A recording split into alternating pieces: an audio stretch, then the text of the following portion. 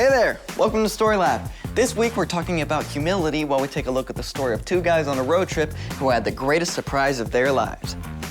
Ooh, spicy.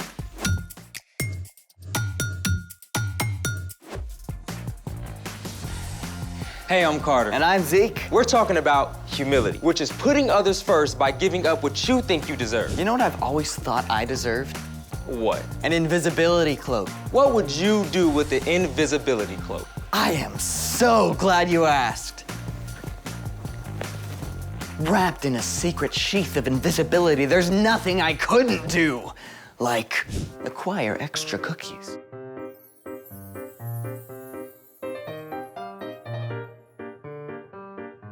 Or surprise my friends. Sherry, Sherry baby, Sherry, Sherry baby. The possibilities are endless. Okay, number one, I can see why you want to be invisible for karaoke. Oh, I don't want to make people jealous of my amazing vocal stylings, obviously. And number two, you will be happy to know that scientists are working on a real invisibility cloak. What? Yep, scientists have engineered a new class of materials called metamaterials that interact with light in ways we've never seen before. A metamaterial cloaking device can hide an object by reflecting light around it. So, someone watching will simply see signals from images behind the object, as if it weren't there. A real-life invisibility cloak? Mind blown.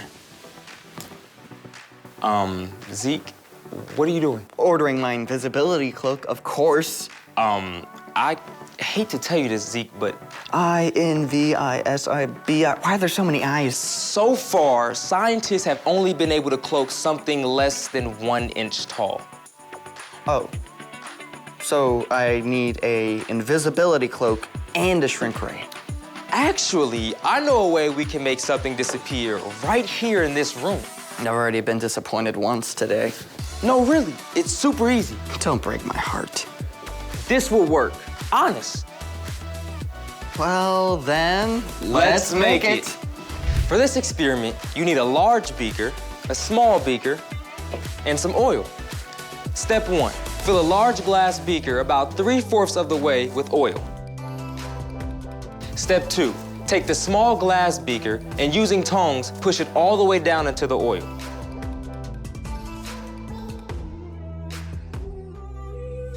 There you go. Whoa, it really worked. I can't see the small beaker at all. It's our very own cloaking device. Okay, science. How does this happen? When light travels through glass and then the oil, the speed of light slows down. On reflection, this makes the glass look invisible. The slowing down process of light and reflection through certain objects is known as the index of refraction. The beaker really is in there, right? Yep.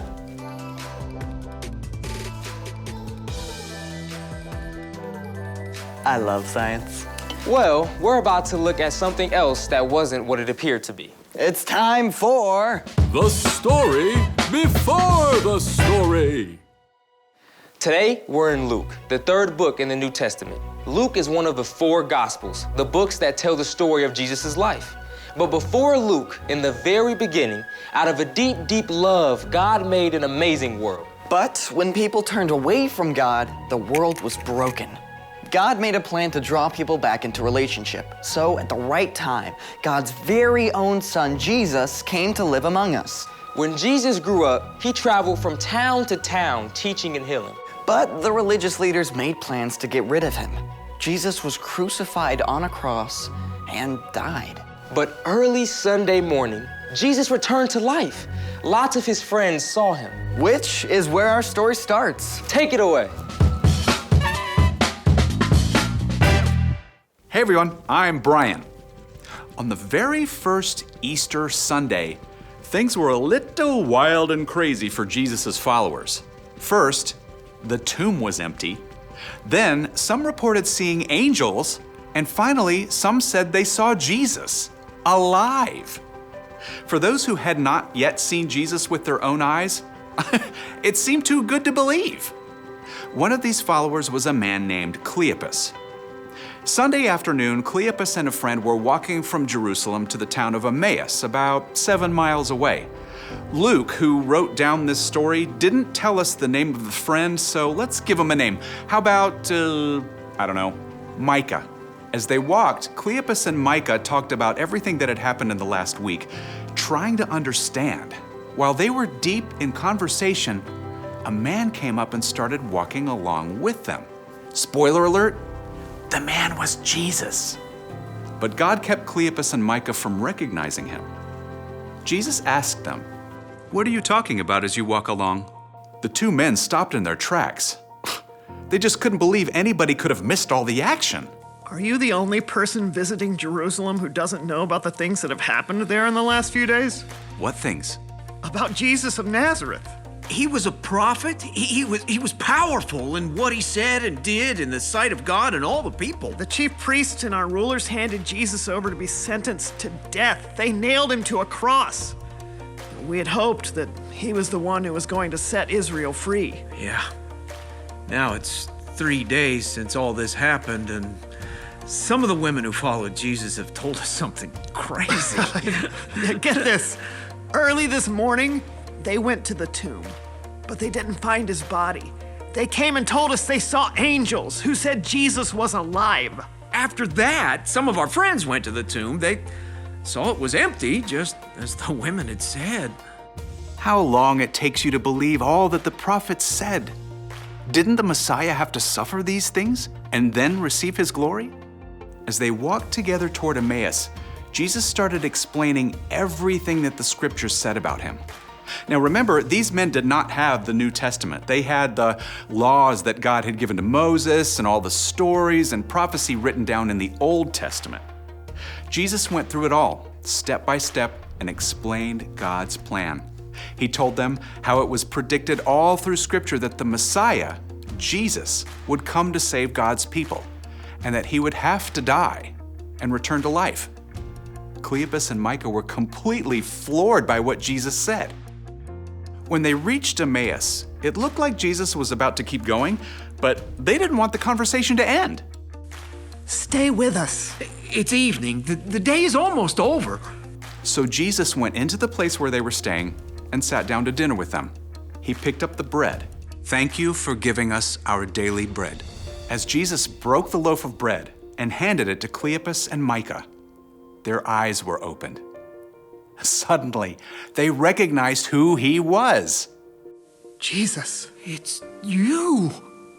As soon as the men recognized Jesus, he disappeared. Remember how excited we were on the road as he explained what the scriptures meant? It could only have been Jesus. The men were so excited that they left their dinner sitting on the table and ran all the way back to Jerusalem that evening, 7 whole miles. They went immediately to the place where Jesus' closest friends were staying. We've seen Jesus. He walked with us on the road to Emmaus. The men told about everything that had happened.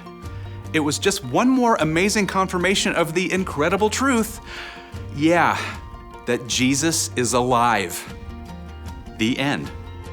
Just imagine if you're one of those guys. I mean, you find out it's Jesus, and then he just disappears. Like he can do that now. I wish I could have heard Jesus himself explaining God's whole plan. Yeah, that was a pretty awesome thing Jesus did for them. So what's our part in the story? Jesus cared about his friends so much that he wanted them to understand the big picture of what God was doing. And we can take the time to help others understand what God is up to as well. Like if you have a friend that feels like they don't fit in anywhere, remind them that God has made them unique, and he has a special place for them to feel that no one else can. Or maybe your cousin is going through a really rough time. You can encourage them that God can use even really hard things to do something good. You can show humility by taking the time to help people understand other stuff too, like a hard math problem. Or how to tie their shoe. Or the best way to shoot a basketball. Yeah, just be patient, even if they don't get it the first time.